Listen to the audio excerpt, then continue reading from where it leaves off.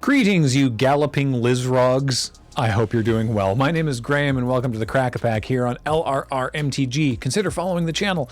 Today, we're opening up a pack of Ravnica Allegiance. This was given to us by Sam, known as Halvir, in the Twitch chat at PAX East 2018, and I'm excited to get into it.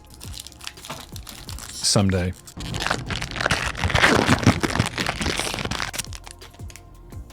Ah, yes. First up, shortlist for the greeting at the top of the show, Feral Maca. It's 1 and a red for a 2/2 cat. Red gets bears now. I mean, they have for a little while, but this Maca, it's upsetting how many eyes Maca have. They have 6 eyes, and it's just so wrong, because they otherwise just look like tigers, but with spider number of eyes. And it's weird. I don't much care for it, frankly.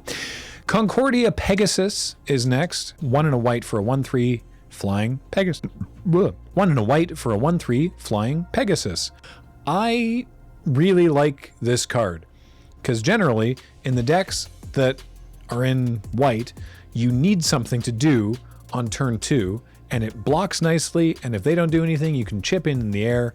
I would always run a Concordia Pegasus in my Azorius or Orzhov decks. Surprisingly strong little player. Thought Collapse, 1 blue for an instant, counter target spell. Its controller puts the top 3 cards into their graveyard, of their library. Let me try that again. 1 blue, counter target spell. Its controller puts the top 3 cards of their library into their graveyard. If you're on that mill plan, which you could be, I mean, I wouldn't recommend it, but you could be on that mill plan. This would do some stuff. Spear Spewer, single red mana for a 0/2 Goblin Warrior with Defender, and it taps to deal 1 damage to each player, which is fine as long as they die before you do. And they probably will if you use the Spear Spewer to hurt them so that you get that ability that the Rakdos had. Was it Spectacle? Yeah, Spectacle. Yeah, it was cool. Spear Spewer was fine. You weren't like rushing to throw it in the deck. Plague White. I do like Plague White. 1 and a black for a 2/1 zombie. Whenever Plague White becomes blocked, each creature blocking it gets -1/-1 until end of turn, which generally meant it didn't get blocked, at least in the early game, because it would trade up, right? Anything with 3 toughness, it would kill. And if they had like a 1/3, like a Concordia Pegasus couldn't block this. It would just die and the Plague White would live, right? It's annoying. Cards like Plague White and Ornery Goblin are just like irritating in the combat step, and I like it. Axebane Beast. Hands up everyone who remembers Axebane Beast. Not so fast. This is just a thing. It's a creature that was in the set. It's 3 and a green for a 3/4 beast. That's it. The flavor text: imagine a gigantic pine cone that's extremely territorial and always in a foul mood. Because it looks like a really like angry pangolin with lots of horns, which is kind of great. Like, I kind of love the Axebane Beast, but boy, you did not want to have to be in a position to be putting Axebane Beast in your deck. Not when you have things like Aeromunculus, 1 green-blue for a 2/3 homunculus mutant with flying, and for 2 green-blue, adapt 1, which is to say, if this creature has no +1/+1 counters on it, put a +1/+1 counter on it. So what I like about that is that unlike something like Monstrous, it doesn't intrinsically change anything about the card. Also, Renown would do that, right? The creature would become monstrous or become renowned.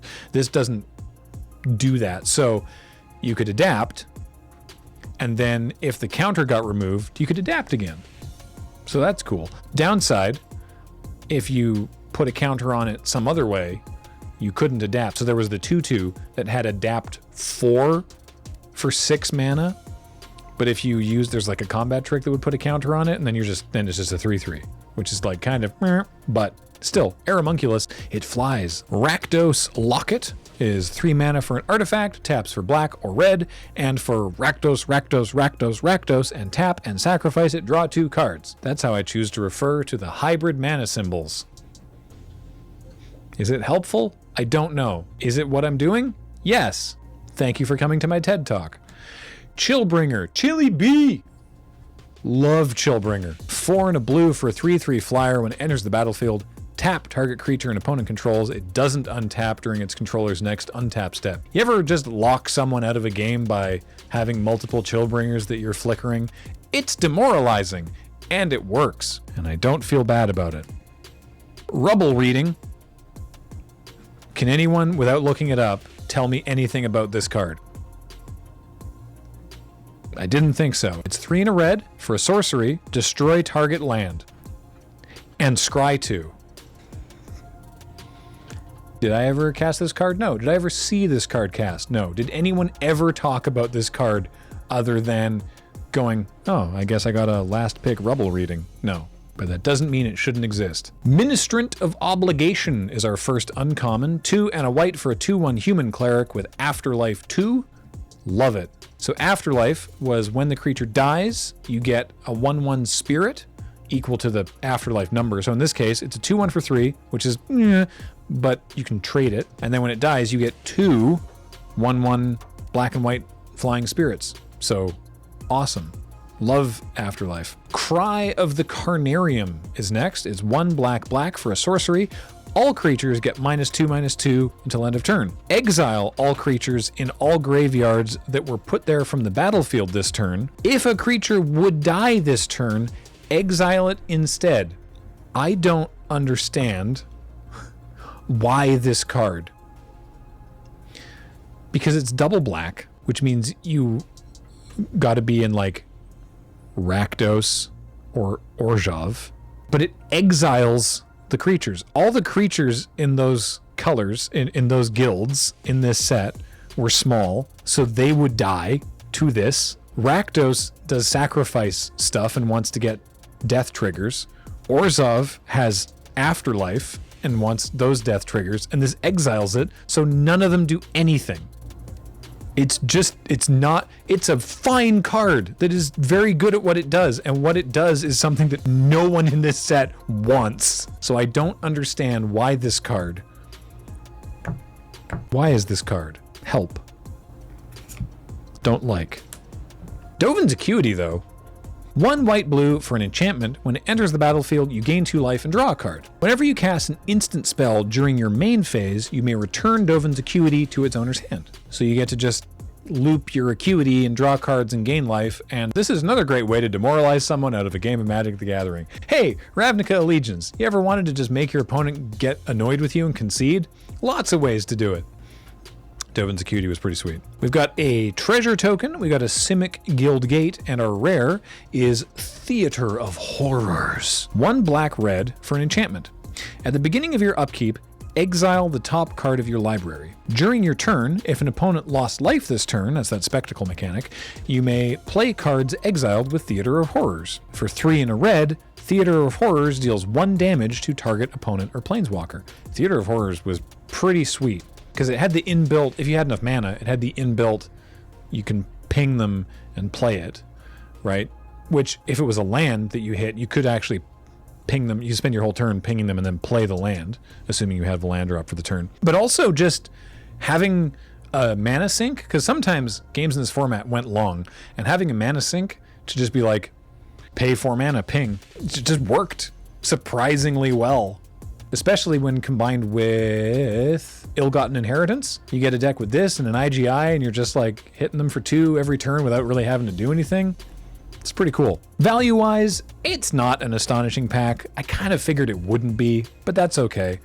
I'm definitely going to take Theater of Horrors here and just try to like go off with it. Dovin's Acuity is another strong contender because you could do stuff with that. And honestly, Chillbringer, very defensible first pick, but the theater is just too much fun. I love the theater. Gotta try that. So, there we go. Thank you so much to... Sam! Thank you, Sam. Appreciate that. And that's it for the Crack-A-Pack. So thank you all for being here. Thank you for supporting everything we do at patreon.com/loadingreadyrun. Thanks for following the channel.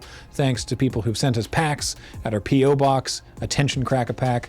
And thanks to James for being here. And thanks to the editors for making this. And you again for watching. I know I already said that, but it feels weird if I don't end with you, because this is our sort of dichotomy interaction on this show, is that I do this part and then you watch it, and I'm appreciative of that. So goodbye now.